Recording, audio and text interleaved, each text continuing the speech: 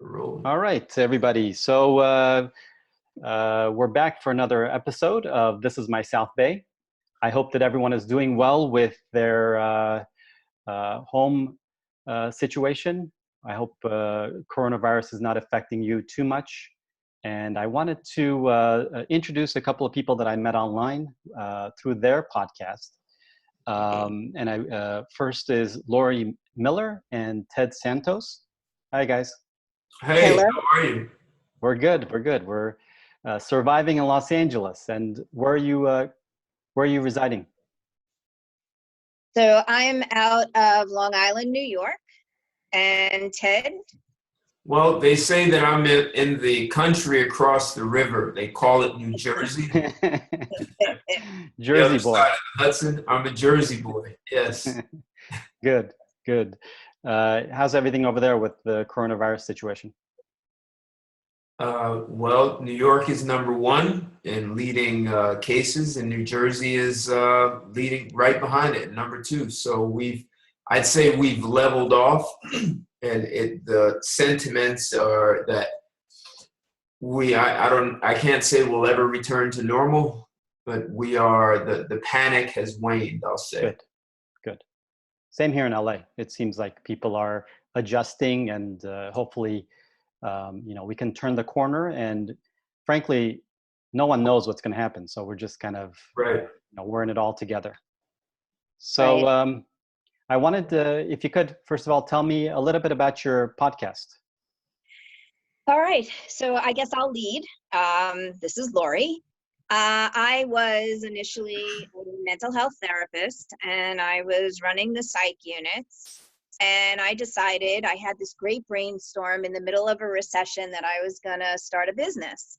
So what better time and with no knowledge. And I launched my interior design business, LGC Interior Design. And several years later, I was still kind of baffled by the business process and the entrepreneurial thing.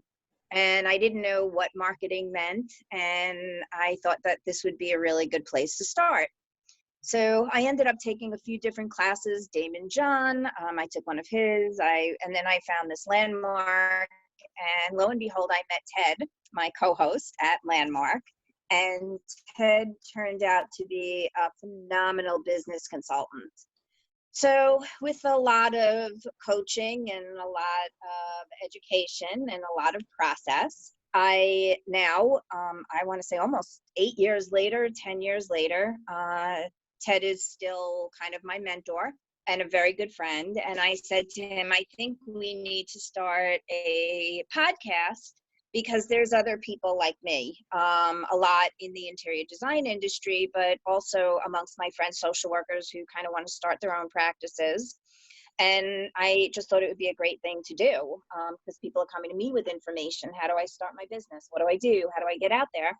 And so Ted and I started this podcast, and we call it the Creative Alchemist. And I'll let Ted tell you a little bit about that story. And I am definitely the creative part of the alchemist. So still muddling through, some of the challenges in the computer. And it was awesome to have you on our show because the back end and SEO and tags and keywords exactly. Was useful. And in my conversation with you, Eric, when I asked, you had said that it was helpful, you found us through those tags. So clearly I'm learning something. Absolutely. So on that platform that I found you, if you put, relevant tags, because I went to other companies where they're doing podcasts, but it was completely off. So right. I think that there's a certain number of tags that you can use anyway on those platforms, or else everyone just, bulk upload keywords on there. Right. Yep. And so we have the Creative Alchemist podcast, and I'll turn it over to Ted for a little bit more. Sure. So Eric, first, thank you for inviting Lori and I onto your show. It's our honor to thank you. be your guest. And as Lori said, you were excellent as a guest on our show. So it was our pleasure. We've had quite a few guests. This is the first time we've had this sort of symbiotic. So it's a pleasure to now sit on the other side of the screen. So Thank you. So, I enjoyed the process. I enjoyed the Q&As. Both of you have hungry minds. So it's the questions were, right in line with what a lot of people are wondering a lot of times. Right. Great. Perfect. So as for me, as Lori has said, we've known one another several years, and Lori was actually a client of mine. And my business, you and I had a conversation, I am in the business of producing miracles. And some people say, well, what is that? That the miracles is sort of the alchemist side of Creative Alchemist. So for me, I created a company called Turnaround Investment Partners, and producing miracles is really that CEOs hire me when they're looking to create some sort of quantum leap in revenue growth, and they're just not sure how to do it with their existing resources. So they hire me to help them create sometimes disruptive strategies. So it may be a strategy that allows them to penetrate an untapped market because they didn't know how to get to it. It may disrupt the organization, or it may actually be like disruptive technology, like the iPod was to the Walkman. So in working with CEOs and other executives, it's to create a growth platform that grows exponentially. The problem with a company is that culture will normally kill large-scale projects, not large-scale initiatives, because it stretches people out of their proverbial comfort zone, so they figure out a way to kill it. So my job also becomes to transform corporate culture so that now the culture will support the growth that the executives are looking. I think change is difficult in life. It's one of the most traumatic things for a human being is change. So Right. if you can show some kind of return. Right. If I can interrupt, I think that's where Ted and I, really are cohesive in that, because with my counseling background, I fostered change, and I help people go through that. And with Ted's entrepreneurial background, he also, helps them to really jump into the change wholeheartedly. Right. So, and that really makes a difference. Yeah. So you could say both Lori and I have a background in mindset. Even before I do what I do now, I've run a number of companies as an executive, as a chief operating officer. So I have a lot of experience in operations and in marketing. So one day I met with Lori and a group of her friends, and they all asked, what did I do? And I said, I was an alchemist. And they all laughed, and they thought it was a joke. So I said, no. I said, an alchemist can take lead and transform it into gold, but you have to understand the process of having a flame that's hot enough, and there's this white substance. And when you burn off all the lead properties, what's left is the essence of the metal, which is gold. And that's what I do when I'm transforming culture. Like, every corporation has gold that they don't know how to mine. And so when you burn off some of the blind spots and mental barriers and presuppositions that people have about what's possible and impossible, what's left is people's new skills, new competencies, untapped intellectual capital, and people are able to do things they thought they couldn't do before. So I like that. Sorry, go ahead. Sorry, go ahead. So Lori said, well, I'm a creative and you're the alchemist. We're going to be the Creative Alchemist. So that's how we arrived at our podcast. And so the podcast has revolved around, as Lori was saying, small to mid-sized companies. I've worked with a lot of small and mid-sized businesses in doing exactly what I said. So we have guests that have knowledge like yours that support the growth and provide tools to people who listen to our show. Good. And if someone wants to find you, how would they reach out to you? Do you have a website, a phone number? Sure. So for me personally, you can reach me. I'm on all the social medias, Ted Santos, LinkedIn, Instagram. My website is turnaroundip.com, and IP is like intellectual property. or you can email me at tsantos@turnaroundip.com. And I love to have a conversation about alchemy and transforming you and your entire organization. Sure. Sure.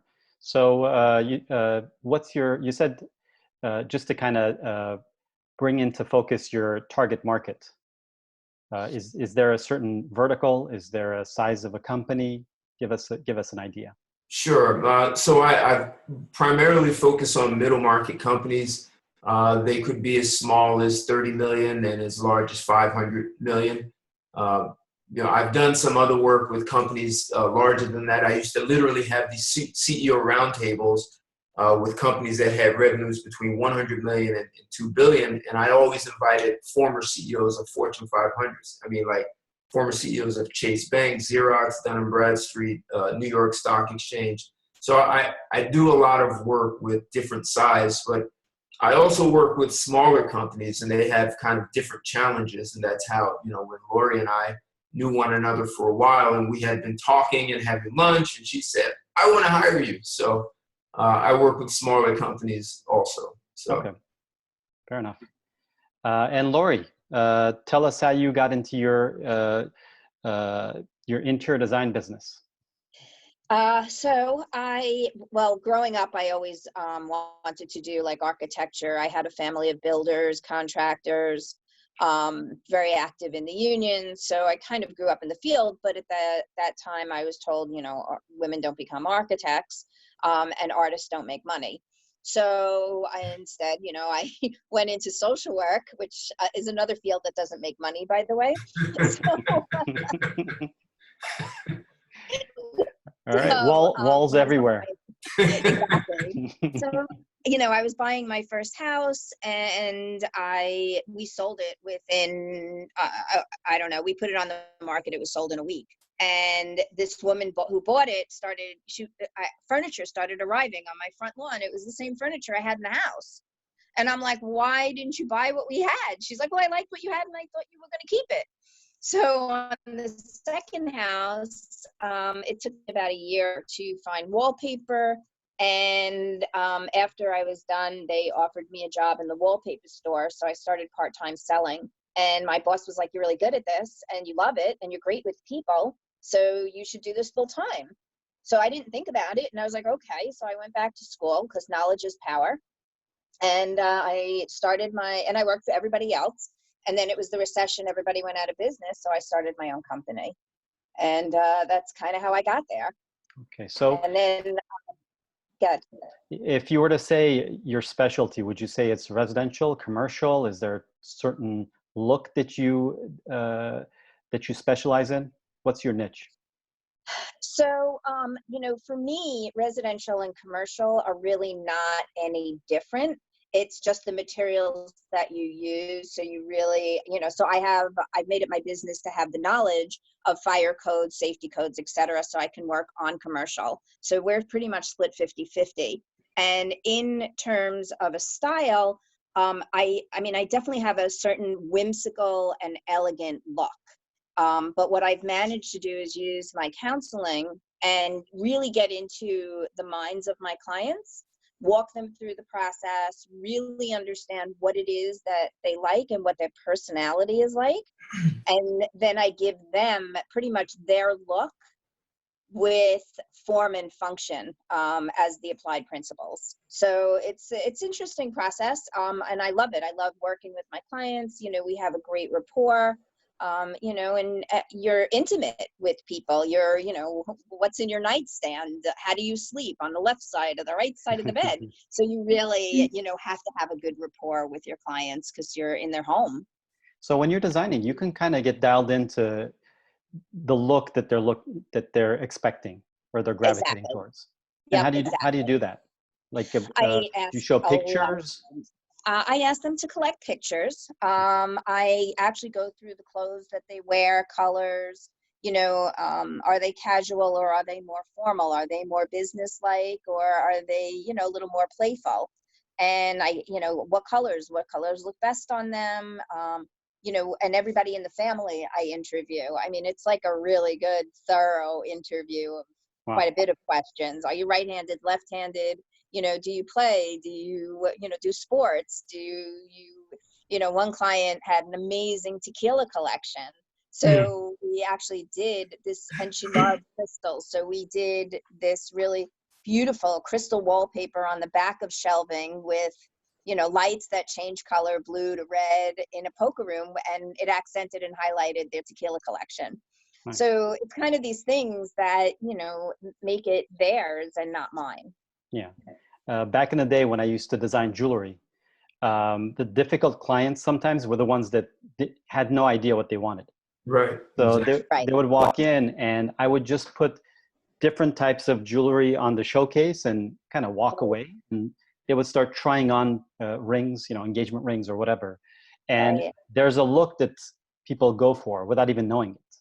Right. So as the consultant, you can kind of realize, okay, they're going for a modern look or a vintage look or, you know, et cetera. So it's interesting in your case because I was building out something that's just tiny on the finger. You're decorating a room or a house or what have you. That's you know, each room has its own character and functionality and so on.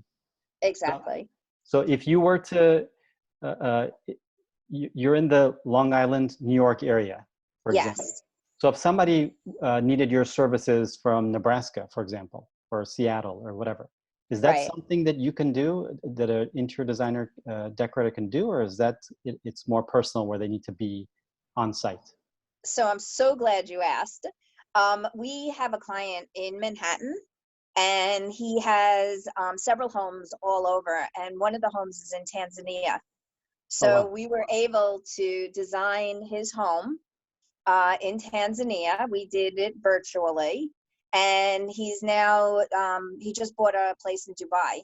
So of Okay. course I told him I have to go to Dubai, Well, if you have to. but we are getting the, you know, floor plans and the building plans from the builder, and we're going to work virtually for most of it, especially now that we can't travel anywhere. Okay. So we go everywhere. I've designed in North Carolina. So yeah, I mean, I would love to go and see the space, but it's not always And possible or necessary.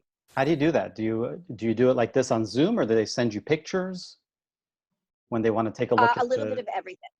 Okay. So Zoom is perfect for, especially for the initial consultation, because I want to see how they're living now and if there's any special pieces that they want to keep.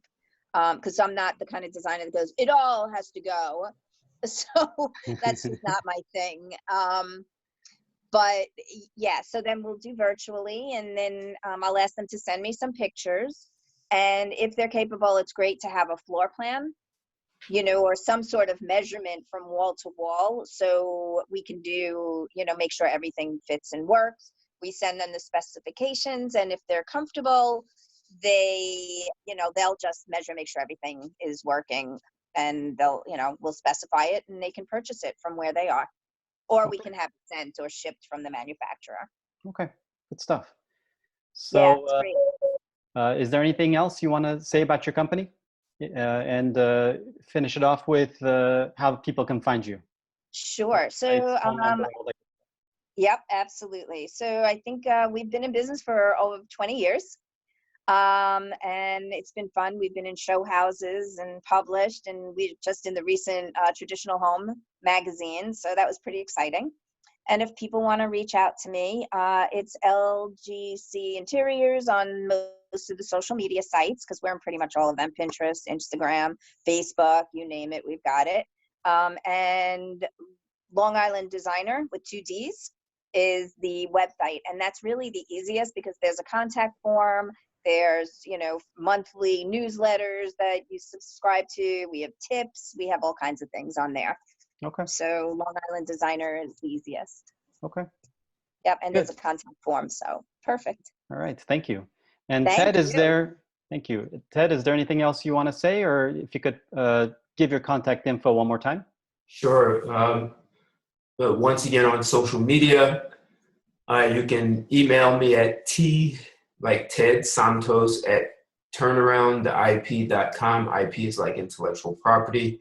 And our show is every Thursday at 7 p.m. Eastern Time. So if you are a business owner or considering to be a business owner or trying to decide, you definitely want to listen to our show, because we talk about some really important issues around business. And with the coronavirus and changing our environment and or our country in ways that we had never imagined, we address a lot of those issues. So if you're looking for answers, we're a great resource. Okay. And I'll put that on the link, on the YouTube link, once I upload this video. Okay. Great. Yep. And it's the Creative Alchemist. All right. All right. Thanks, guys. Thank you for agreeing to do this, and lots of luck, and we'll be in touch. Thank All you. right. Thank Take you, care. Eric. Thank you. Bye-bye. Bye.